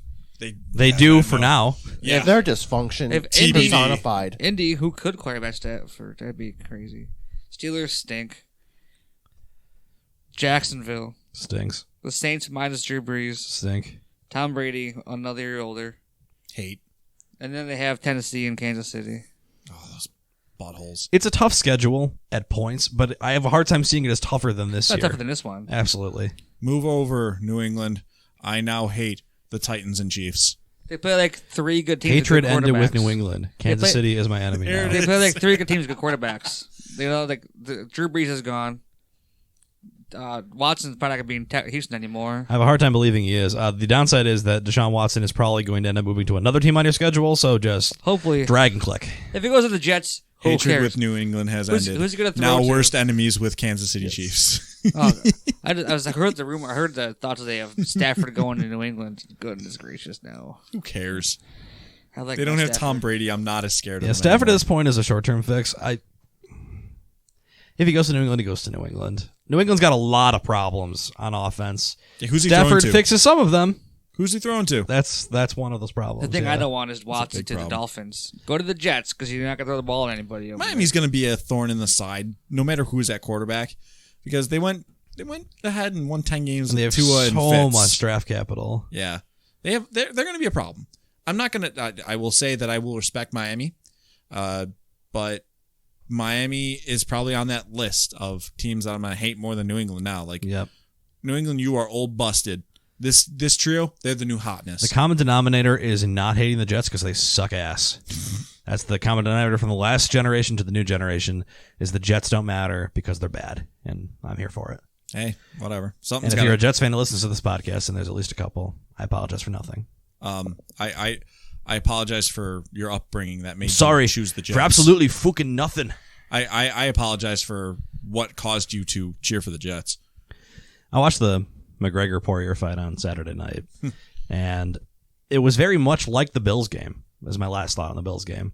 McGregor comes out there, he's strutting, he's holding his own, he looks the part, he's ready, he has some good early shots, and then the second they go to the second round, he falls apart and gets knocked out, and that's basically what happened in the Bills game. And there's a meme in the game. Conor McGregor didn't fall apart. Come on, we're gonna talk UFC. He literally stopped being able to move. He got calf kicked so much that he lost the function of one of his legs. Didn't fall apart. You make it sound like he just totally just shit the bed in the fight, which wasn't the case. I mean, he did kind of stand there because he couldn't walk and then get punched in the face repeatedly until he fell over.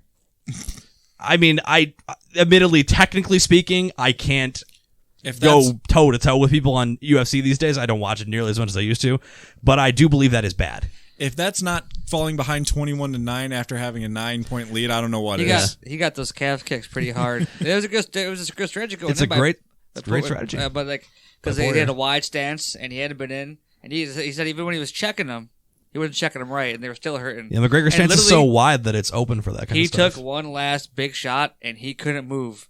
He had no choice to eat those punches at the end because he was like, I can't move. You see him leaving the building? Oh, with the cane? On yeah. Crutch, couldn't walk. He could. That's crazy. And that's basically like McGregor's shoulder shots in the first round is equivalent to Kansas City fumbling the ball to Buffalo. And Buffalo's like, oh, man, we might have something here. And then you realize they have to be able to continue doing that for more than just one round, and that's where Buffalo couldn't do it. You immobilize that guy, and he's done. His biggest thing is movement. You YouTube him, and the movement he studied, it's actually pretty crazy little documentary. And that concludes our UFC talk, the first time ever on this podcast. Yeah. Did you watch it legally, Jeff?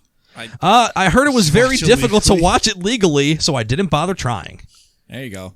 There was the funniest part is watching UFC fighters who I follow on Twitter complaining about not being able to watch the UFC fight because ESPN Plus is a terrible streaming service. They want to watch the fight for the company they work for, and they cannot get the fight to work because ESPN Plus couldn't handle. You have to know Conor McGregor draws a crowd. Imagine not having your servers ready for the amount of people that want to watch Conor McGregor. You're ESPN. You should have your streaming service ready for everything. You would think so. You would think so. ESPN, part of the ABC Disney family. Yeah, it's not a money and technology availability issue. It's just a bad service. So I've got one last remark on the Bills, and I think it's time to wrap up. Who am I to dictate the fucking pod? How dare I? Here, go ahead, please. Put me back in my place there for that. Carry on. Oh wow, okay. And this has been your Bills 2020 in memoriam post-mortem. So I think though that I'm excited for the lessons that they learned from this game. I am excited for what they do with the offseason. I was mad for about 5 hours after losing the AFC Championship game.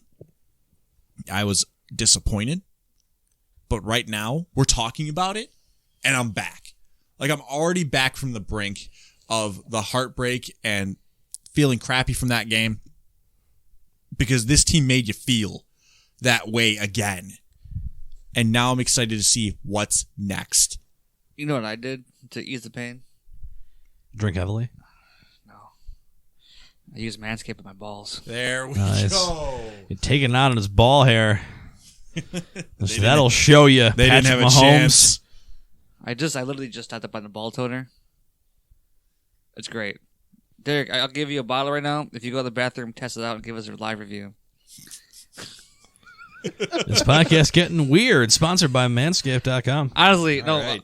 In reality, what actually really, 716 Sports. Check out 20% free shipping. Anyways, what I did is I played Quiplash with the boys. Yeah, there you go. For about 3 hours, for about 2 hours after the game ended. It was actually very fun. Yeah, I'm excited. This team makes you feel those things that the last generation got to feel, and I am here for it. I am ready to be hurt hard. It's just good to have a reason to care again. It's a reason to like look into how many seasons during the drought did you look at the free agent list and be like, you know what? I don't fucking care who's here next year. They can all go. They can all stay. It doesn't matter. The apathy that pervaded 10 to 15 years at the minimum of football in Buffalo finally feels like there's a light. Not even just that. I'm going to exclude the drought from these feelings because of the fact that you think about the Sabres and those runs to the Eastern Conference Final. The team made you invigorated into the sport. The city became, for a quick moment, a moniker of hockey heaven. That wasn't because the Sabres were decent. No, they were great. The Bills are going to make a new generation of fans across the country because they're great. I'm ready for the continuation. They should be good for a long time. Like, they're set up to be good for a long time. They damn well better be. Because now I expect it. Yeah. It was fun this year going in and expecting to win games. It was the same way when the Sabres are good. Like, you're mad when they lost. You captivate an entire new generation of fans. You know you're not going to let them down. But let's talk about one thing I always talk shit about in this show is analytics, hockey analytics. I think they're kind of silly for the most part. If they're used the right way, they're good. The Sabres are struggling to start the season. You are ready the Sabres to just piss on my grave. Struggling to start the season. But the analytics say they're fucking phenomenal. I don't know. I don't like the whole expected goals for thing. But yeah, that's my thing about analytics. It's ironic that this team's finally looking good analytically and they still can't fucking win. It's because analytics kind of stink. You can't judge a team by their expected goals for. It's the stupidest fucking thing I've ever heard. The thing is that for years they've proven that right. They're ass, therefore they're ass. Now they're good and they're still pissing you off. There's three things when you go to look at a sport. There's analytics, there's your regular stats, and there's the eye test. Each one needs evaluation. Right. Some people put everything on eye test. Some people put everything on analytics. That's what my problem was. Everything. Use them right. Yeah. Okay, it's nice to know that somebody has X number of goals in certain situations. To me, that says, okay, you play them in certain situations. But half these analytic things, I admit, I don't even know. I don't know them. I don't understand them. And I don't care that I don't know and I don't understand them. I don't care about expected goals for and all that because that is not reality. That is somebody taking too much in a dive into the game and thinking, okay, this game can be played on paper and it's going to translate to real life, and it's not. I bought a book on analytics. I'm reading it. Let me say something about expected goals for real quick. Expected goals for is technically an opinion. Yeah, that's why I said, we're kind of where my thing is with it. It's weird. It's just a weird. It's technically an opinion. For it to be there's a definition for what is a high danger chance. But a high danger chance could also be buried right into the stomach. Yeah, and I get all the data of it. I get where all the data comes from, and I get it, but it's just kind of flawed. Yeah, it's flawed, but it's also based off of opinion. Kind of like how Pro Football Focus with interceptable passes. That is not a metric that you can measure something with. That is an opinion based on whoever's watching that game and covering the snap basis. Again, everything needs to be taken into consideration when you are watching a sport. Every bit of it. You cannot go full Harrington and say, I don't care for the analytics. You should look at them for certain things. But what the analytic crowd sometimes does not take into account when it comes to new additions or subtractions from a team is the system that they are going to play under. There are different players that are going to respond well to a certain coach. There are different players that are going to get ruined by a certain coach. There are number 1 overall draft picks that you see slowly dying in front of your fucking face that makes me think that I'm going to punt the German coach if he doesn't save my baby boy. Let's spin away from analytics here.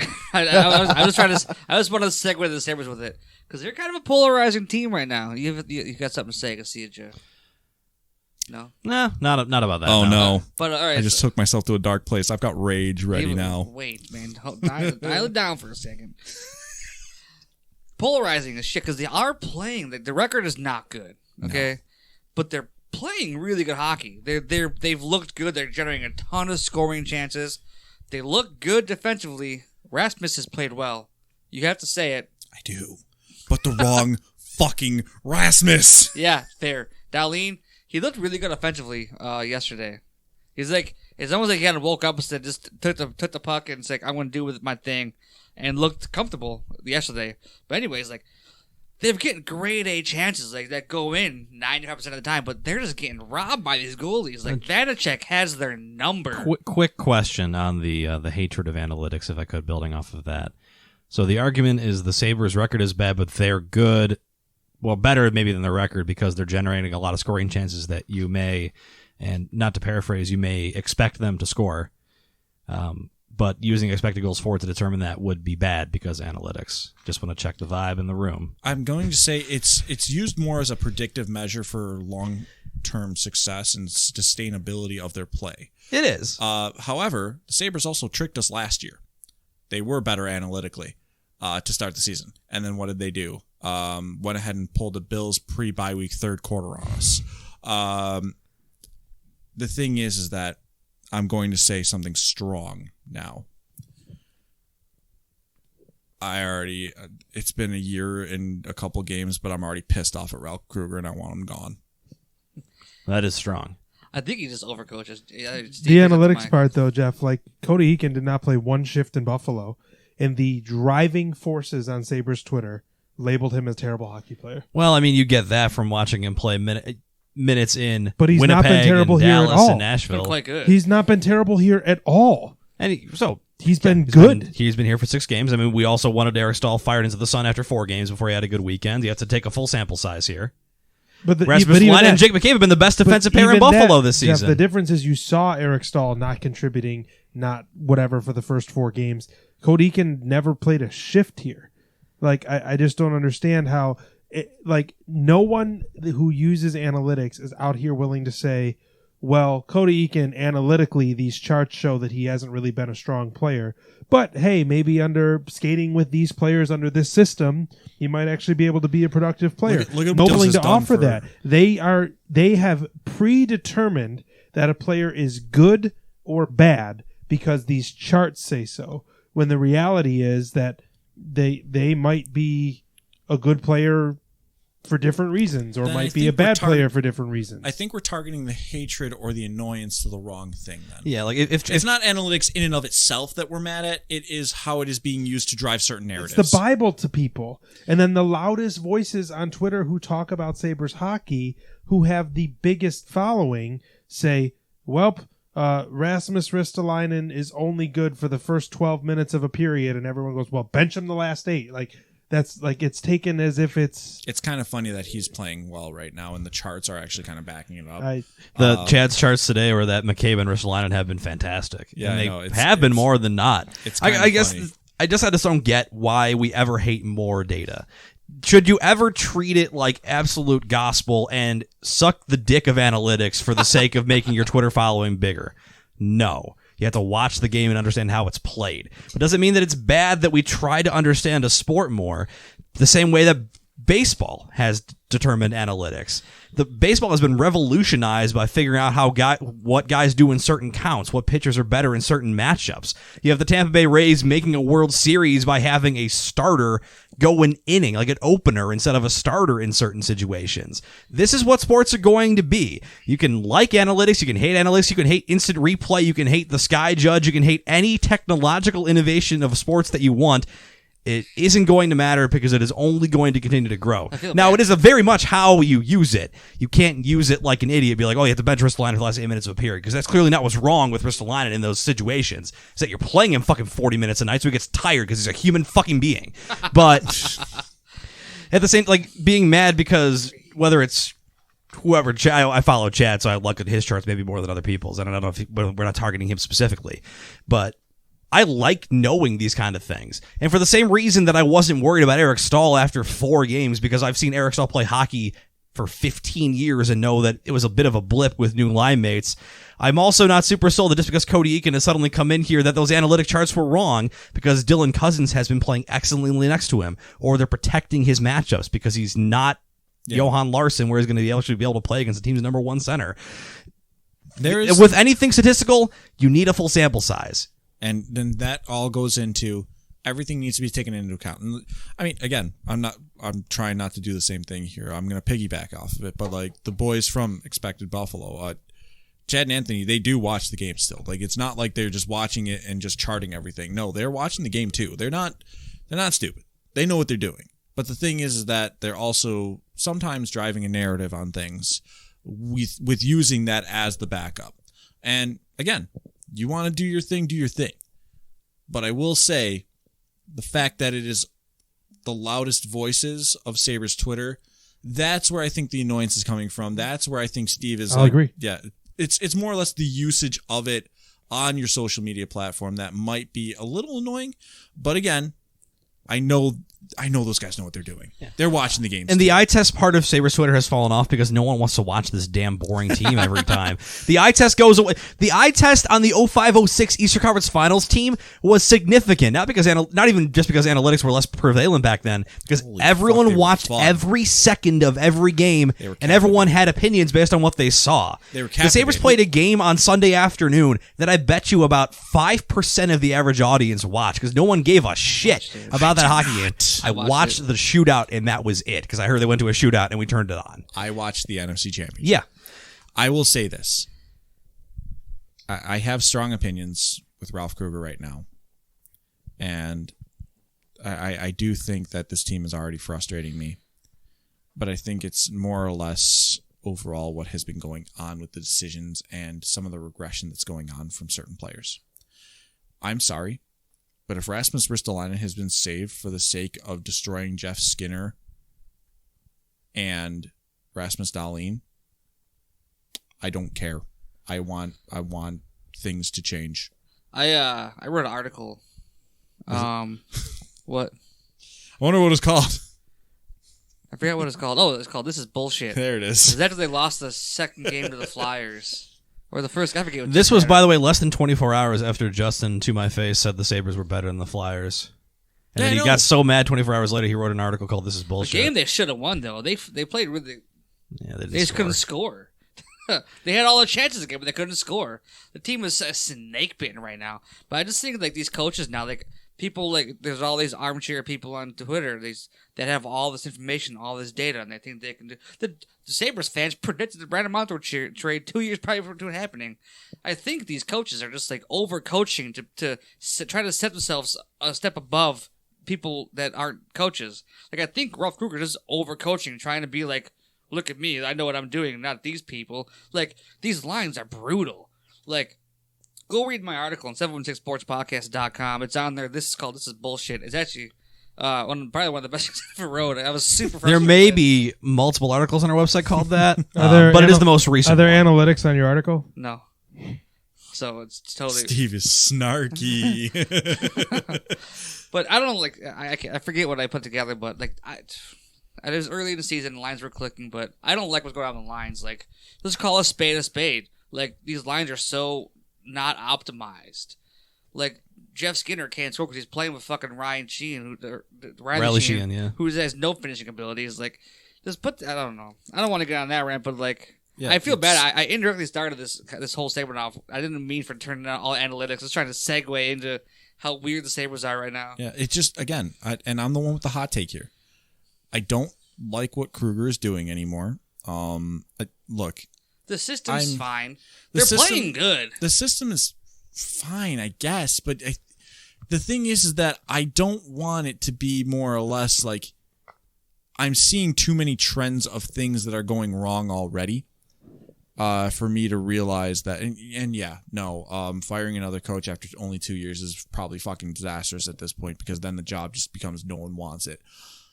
It's just, I'm hating the fact that you're making Dahlin into a shell of what he should be.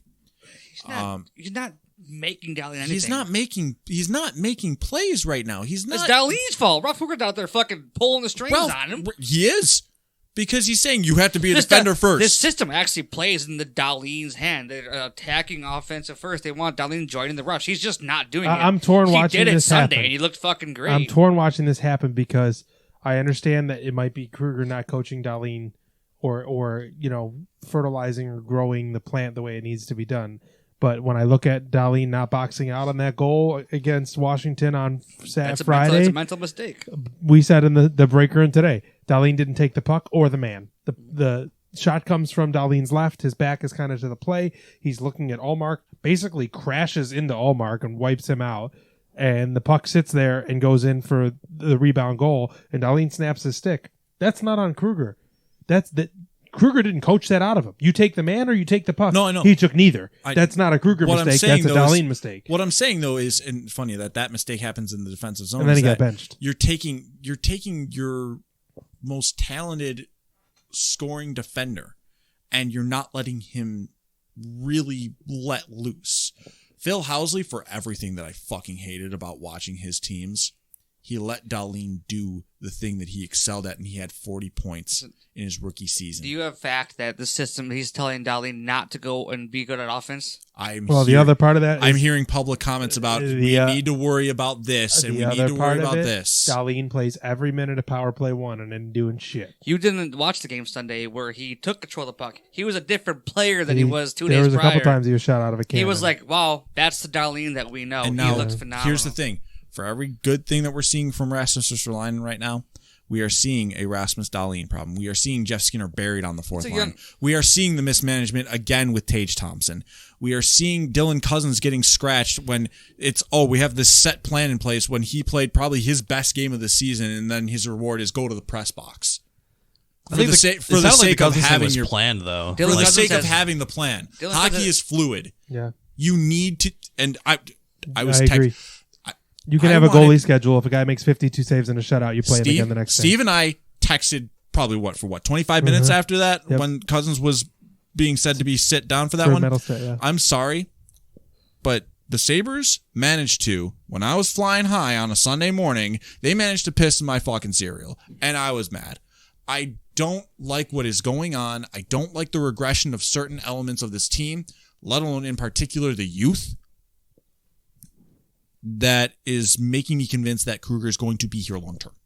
You gotta remember, this is a weird shotgun season where they're trying to put everything together very I said before the frantically. season, and I think you may have agreed with me, I refuse to be mad about this team until they play 10 games, no matter what. And they've only played 6. I'm not there yet. Mm-hmm. And I'm happy, the players who need to start scored yesterday. And Eichel didn't score in regulation, but he scored in a shootout. And maybe I feel like once Eichel scores, they're going to start coming in bushels. I hope so. He always scores in bunches. Because he's getting the chances. So. He's just missing the net, and he's getting robbed. People are making good saves on him, but he finally got one yesterday. Made the shootout. Maybe that helps his confidence, and they just start coming in.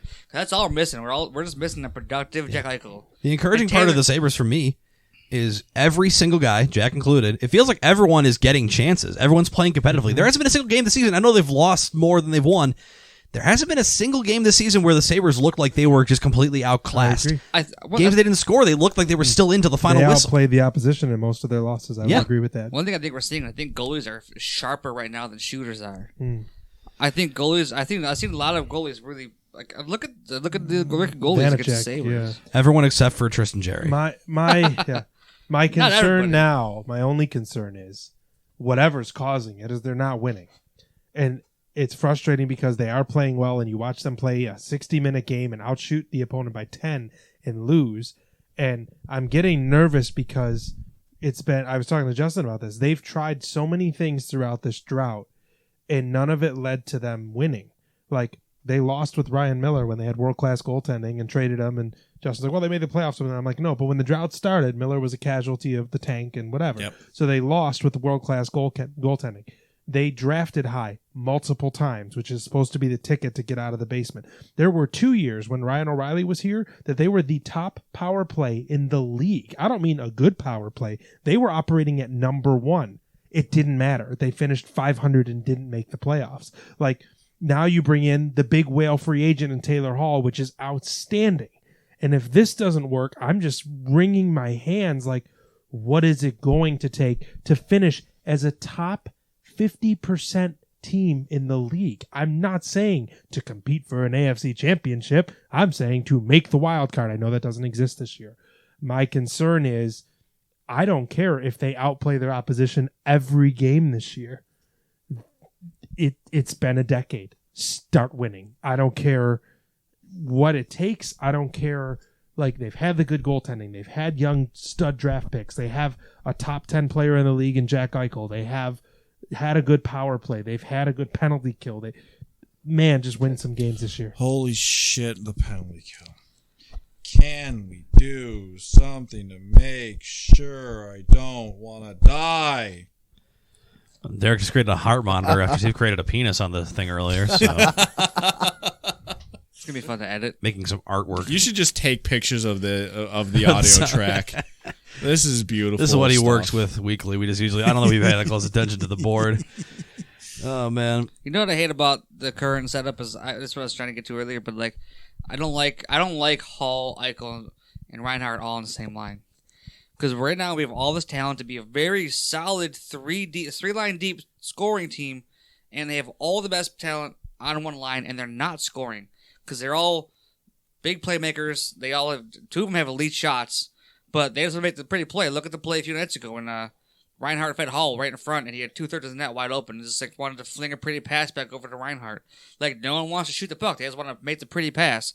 But we're just a one-line team. Like, you could have these 2-3 lines where you have to like carefully defend them, but now it's like we gotta do is stop this line, and we're right back there, 6 games in. I mean, that's why when we talked about Taylor Hall coming over, I might have been the only person in the room saying I don't want him on the line with Eichel. I want those two guys driving their own lines. I think that ultimately was proven. I said in my article, like, it was enticing. Put the line back together. Put back together Eichel, Olofsson, Reinhardt, because they were gangbusters last year. They're not worried about them. Let Hall drive his own line with Stahl and Skinner. That revives Skinner. It's not even driving the lines. My most polarizing line was Cousins, Middlestat, Thompson. But I'd look at it this way: the skating ability and speed and size of Cousins and Thompson will give teams lesser defensive units fucking fits. Meanwhile, creating room for the undeniable skill that Casey Middlestat has, we'll be able to show it off. Honestly, I think it'd be that could be a fun, terrifying line, but he's just doing dumb shit. Listen, we need to play Cody Eakin and Tobias Reeder together on a third line all season. We don't have time for that. Honestly, until the two of them actually really falter, I'm not gonna really I'm unironically saying those Set two. a calendar actually reminder on my phone for 3 weeks from now when we have this exact conversation. Put a poster on their wing. Yeah, that's all I'm saying. Like, I will say this though, Jeff, you may have been the only one to say it, but I think it was because of the fact that when you signed Taylor Hall, it was just too enticing to not think about having Hall and Eichel together. But it really is looking like there's a bit of a loss in translation for the two of them off the puck. They are so used to being the driving force and being the puck carriers. Yeah. Taylor Hall had such a great, pretty breakout in that Philly game when we were recording last week that I was just awe-inspired. I'm like, oh man, Taylor Hall's a Buffalo Sabre, and this is awesome. But the thing is that it's coming at the cost of Jack Eichel being able to do his thing all the time. And I think that I said that faintly. I was like, Eichel really hasn't popped out to me yet. And I think part of that is because of the fact that he's not doing that usual thing, because these two are so similar in characteristic of driving force that maybe they do need to be broken up. I think he's so worried about a superstar lineman he's got to tend to. Maybe. You guys remember, so we talked off air before the show about Steve acquiring NHL 21 and playing it. You guys remember back in the old NHL games where if you were losing late, you had an extra line called your hero line? Yes. And you just rolled out your 5 best players together no matter what. You can still play them together sometimes when you need a goal. It doesn't mean you have to play them together every single shift of the game. I think of the Penguins forever did that with Crosby and Malkin, where if Crosby and Malkin came out together, you knew shit was getting serious. The Blackhawks did it with Kane and Taves. Those guys didn't play together a lot. Just when the game came down on the line, it's Kane, Taves, and Panarin together reunited. It's Crosby, Sabres Malkin, with Drury and Briere. You don't have to play just because you have two guys who you want to see them together. They're going to play the power play together. You end up on the ice with basically everyone. How many line shifts do you get? Like half the guys off, and you play with the fourth line winger, your third line center, and your third line winger. It happens all the time. So you done? Yes. Okay. The biggest travesty to me is the power play now, because it's taken Olofsson off his right face-off circle. Sometimes. Yeah, but his off wing. it's weird. Sometimes it's like a rotation But when he scores, where is he? right there. And what I think they should do, they should take Darlene off the umbrella there and put Taylor Hall there. Honestly. And leave Olsen on the spot. That way you take Taylor. That way you got Darlene on the second power play, quarterbacking it with Jeff Skinner and some other skilled guys with Cousins. And then you got 2 dangerous power play units. Honestly? Like, let Darlene centerpiece his zone. And This is going to sound like I kind of want to get funky real quick with the power play and Darlene. I'd like to see him showcase a lot more of the offensive skill set, like not as the power play quarterback. Like, let someone else command point, but let him be able to have some walking space. Get up in there and take a shot. Create from the wing. Yeah, give him the half wall. Yeah, give him the half. Jack Eichel, Claude Giroux I would love to see him in the half wall on a power play. I'm The saying. problem is you have too many lefties to play that spot. Let him centerpiece Yeah. his zone. Put 'Cause him you on the have line. Paul Olofsson and Darlene all lefties. They can't. Is Skinner a lefty? Yep. I don't know. I think it's good that you put him on the half wall. Let him centerpiece his own power play unit on power play 2 with some guys who can score. The second power play is Let who him do scored this past weekend. Let him do what Jack does. The second power play is who scored the past weekend. I don't want him to shoot. He doesn't have a great shot. But he's an elite playmaker. He's an elite playmaker And you who's can't- got that sense. And you can't do it from where he is. Like he's just like Yeah. he's like a pawn up there. He's not doing shit. He's a pawn. He does have vision, and there's some great passes that he's made. Particularly, I look at last year and see some of the aces that he made. But again, I want to see him be that creative player, and I want that back. And You should have saw him Sunday. That's all I could say. He was great. He was great offensively. He was good at the blue line on the power play too. Kruger pissed me off, and I didn't want to watch the game. Bastard. And now looking ahead, you had the schedule up for a while. That you have some games, you have some points ahead of you here. 2 with the Rangers, 2 with the Devils. I was talking to Justin about how former Amherst goalie Scott Wedgwood shut out the Islanders last night 2-0, which blew me away. But you should have some points to be able to collect here. It's the Rangers can't seem to figure it out. They should be a great team, and they can't seem to figure it out. And the Devils should be the worst team in the division. So you got through a bit of murderer's row here, and now the Sabres need to start. Just try to win those games in regulation, though, because you points. can't be giving, especially in a year where everyone you play is in your division all the time. Yeah. I giving away hate points. giving Washington 3 points with Ovi and Kuznetsov and Orlov out. If the Sabres are happy with the 3, Washington is elated. Washington can't believe they got 3 points this weekend. I mean, not to mention, one quick thing about the Caps there with all that. He will forever be the least appreciated Washington Capital, Nicholas Backstrom. Oh, he's so good. Oh my God. He's always been this good. Oh, yeah. He's just always forgotten about because he plays next to Ovechkin. Yeah. And sometimes he doesn't. And like sometimes it's Kuznetsov being the center for Ovi, and but like Nicholas Backstrom is so goddamn good. Yeah, I mean, with him and Oshie and guys out there, they're not completely lost on offense. I'm so glad that he's got a ring, because he definitely is one of those guys that it would have been a true shame. Hall Stahl Cousins for second line, by the way. If we put the bad There for it. Allmark hate, like he's been insane. Yeah, we can put to bed any sort of Allmark hate no matter for the rest of the season, because playing through what he's playing through and playing as well as he did this weekend. Yeah. I mean, He I don't know how that guy even got himself together to skate. He made some humongous saves in overtime to get to the shootout. Incredible saves. He kept them in the game a lot of times. He's played great hockey even before he sat out. And that's where Mike says something about like the thirds, analytics, eye test, stats. Sometimes people will just look at that box score and go, "That's not a great save percentage, kid. What's Right. going on?" Goals No, against average and save percentage are not that great. but there's a lot of high danger still going on. He still needs to make quality saves, and from everything that I saw and read, Olmark was up to the task. So, again, it all comes back to what Steve said. Start winning fucking games. Yeah, I mean, they have to start scoring some goals here this week. There's lots of chances. You can score on the Rangers. You can score on the Devils. You can probably even the Islanders are good. You can score on the Islanders sometimes. There's no reason you can't find a way. And they scored better this weekend than they did the previous couple weeks. I mean, they had the 6 goals on last Monday against the Flyers, and then they got shut out the following night. But I mean, they still scored 7 goals in 2 games this weekend. Way to find some balance there, dickheads. To be fair, too, they played 4 of their first 6 games against one of the best teams in the league, and they played with them every game. Like, the first game, the first 40 minutes sucked. They were terrible. First game of the season, 2-week training camp. Next game, they should have won that game 6-1, but they just couldn't put it in. Was it Samsonov that game or Vanacek? I think it was Samsonov the first game. That was Vanacek the second Samsonov. game. Vanacek was the first NHL game ever. Like, Oh, yeah, it that's looked like right. he was a fucking 20-year That veteran. was his first start. And it was still in his Second prime. game ever. Yeah. Yeah, but like it was crazy. Yeah, Vanacek. But I mean, to be fair, Vanacek had a pretty good run with the Sabres they've here. played quite good against one of the best teams in the league. 4 out of 6 games. That's a positive sign to look at.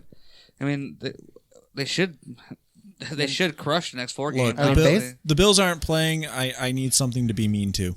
And basically, the start of the season, the only game that wasn't really a 1-goal game, don't count the first one because the last goal of the first game of the season was an empty netter by Washington, was the shutout against Philly. That's the only non-actual 1-goal game they've played this season. I just have to keep. I just think back to one of the last episodes of Scrubs. JD's leaving, and Jordan says her goodbye. It's a heartfelt thing, and she just goes, "Tad, come here. I need to be mean to someone." That's the Sabres to me right now. Sabres, come here. I need to be mean to someone. Oh, damn, you're the worst kind of person, Derek. Well, look, I'm not gonna say that I'm not, but at the same time, the Sabres also have earned that. Yes, I do. The Sabres are Ted. I can't disagree. The Sabres get the flat they get because they've been the Sabres for the past 8-10 years. And guess what? We did this with the Bills with the drought. The Sabres did. were the golden child in 06-07. Guess what we did with the Bills? Come here, I need to be mean to someone. Well, that's that. Anybody else have anything else you want to bring up? And the Buttes are playing in the bubble in Lake Placid. Yeah, they'll be playing again today, release day of the podcast on Tuesday, their 3rd game. Yep. I don't know who they're playing, though. I forget. Yeah, I don't remember this. I memorized the first weekend schedule, and I don't remember who they're playing today. That's on me. Check them out on Twitch.tv. They're gonna. I expect that they get a bounce back performance here. Sunday was rough, and Yeah. I admittedly, because it happened during the Yeah. Bills game, I did not watch a lot of it, but they took a lot of penalties. They didn't play great against Connecticut either. I think, again, first game, you have a lot of Canadian players. You can't really travel the international border. They've always had that problem, too, even during a normal season, getting players from Ontario down here to practice full-time. There was oftentimes parts of the team practicing, not full teams. I expect them to get better, but their zone breakouts have struggled. They haven't looked fluid. Carly Jackson has been fantastic, which has been the bright spot. Carly Jackson is worth your time on Twitch. They do not play until Wednesday. They play Wednesday at 8:30 against Metropolitan. So check them out Wednesday on Perfect. Twitch.tv/ Nicely wedged in between the Sabres games. NWHL. Get some hockey all week for you. Carly Jackson is a very good goaltender. She almost single-handedly won them that first game. Oh yeah, yeah. She's literally incredible. Like, I think she's 43 the best saves in her the league. NWHL debut is pretty good. I think she'll go down as one of the best goaltenders in the league by the time she's done in the NWHL. The way it's always been for the Buffalo Buttes, the way the Isabel Cup year every year, they will go as far as goaltending can take them. And goaltending has a history of taking the Buttes farther than you think they can go. I don't think they're going to compete for an Isabel Cup this year, but they have enough goaltending talent to play a little spoiler here. I think they're. I know it's easy to be pessimistic after watching the first 2 games and getting schmucked by Boston on Sunday night. I do think they're going to have some better performances than that, though, coming up here. I mean, if goaltending has proven one thing in hockey, that helps with playoff runs. Get yourself in position. I just want to see them make the NBCSN. See, the thing broadcast is, studies. they've already lost to probably the next Warriors. I don't want to say this. Like the team, they lost to a team that they should have beat. The one team that should have beat in this tournament, they lost to. They lost in a shootout, yeah. And then they've lost to Boston, and they still have 3 very good teams to play. And that's not Put yourself promising. in position. That's not. You can't look at it like that way. No If one you're- has looked unbeatable so far, though. There's been a lot of parity. I'm not saying they're going to lose every game. I'm saying it's going to be it's an upward hill, Oh, it is definitely going to be. They might be the team the most behind the 8 ball out of all this. and they got to win at least one game to get to the semifinal, to the NBC rounds. Right. So We'll have more about that when they play another 3 games between now and next Monday, too. you can't get mad until they play at least 5 games Right, exactly. in this scenario. Yes. It's tough, and we talked about Riacotta about it on the Beats Only show that we released a couple weeks ago. Just how much of a different mindset, different coaching, different everything goes into this kind of season. And some players are gonna come out gangbusters, and for some players, it's just not going to work for them this year. But that doesn't mean that there's not improvements to be made and not ways to find a way to win a game. Well, like you said, one thing we didn't know that they were practicing separately. Yeah, Canadians and Americans, and that's not a way to practice. No, hockey as a team. You're not. You get to Lake Placid together. It's like, hey, here's your teammates who you've never met. Let's go win a hockey game. It showed in the first game early on. Then it got better slowly, and it looked a lot better in the second game, but lost. A lot of penalties, but yeah. All right, they're a fun team though. More about them. We'll have a lot more Buttes content coming out this week. So 100. All right. Anyone want to close her out? Fuck Tom Brady. Jeff, get the close. Hey, you can find this podcast on all of our podcast platforms. We're on Spotify, Google Play, Apple Podcasts, SoundCloud, our website, 716sportspodcast.com. You can listen to this podcast while reading Justin's article on how he'd fix the Sabres lines while shaving your balls using the new Lawnmower 3.0 from Manscaped.com. You can use our code 716sports at checkout for 20% off and free shipping. We are always reachable and happy to discuss anything on your mind on our social media. We're on Facebook, 716 Sports Podcast, on Twitter, character limited down to 716 Sport Podcast. We have no lives, even more so during this pandemic, but usually are also just sitting around on our phones talking sports. So, hit us up. Let us know what you thought about the show. Let us know what we'd like to see coming forward here, because we're for the first time next week, we're back into the less football, not no football. There will be a lot of offseason stuff to talk about, but we won't have Bills games to talk about for a few months. Pro Bowl next week? Hey, you want to talk about them playing the Pro Bowl in Madden next week? Yeah, we can break down the. Oh Jesus, fuck! I forgot about. There's no real Pro Bowl because of the COVID protocols. So hope Josh Allen doesn't take fucking 40-yard sacks. At least in Madden, it happens. Just roll out and just chuck it off his back foot. As long as he gets out of bounds before he throws it, all right. The throw he made on the sideline where he somehow levitated was cool, though. That was neat. Yeah, that was pretty cool where he avoided that sack. Yeah. Anyway, we'll be back here next week. We'll have some Sabres hockey, some Buttes hockey. We'll have probably some more Bills thoughts about things that came out this week. Who else was playing with a broken fibula? We'll find out. We'll see you next week, boys. Talk to you soon.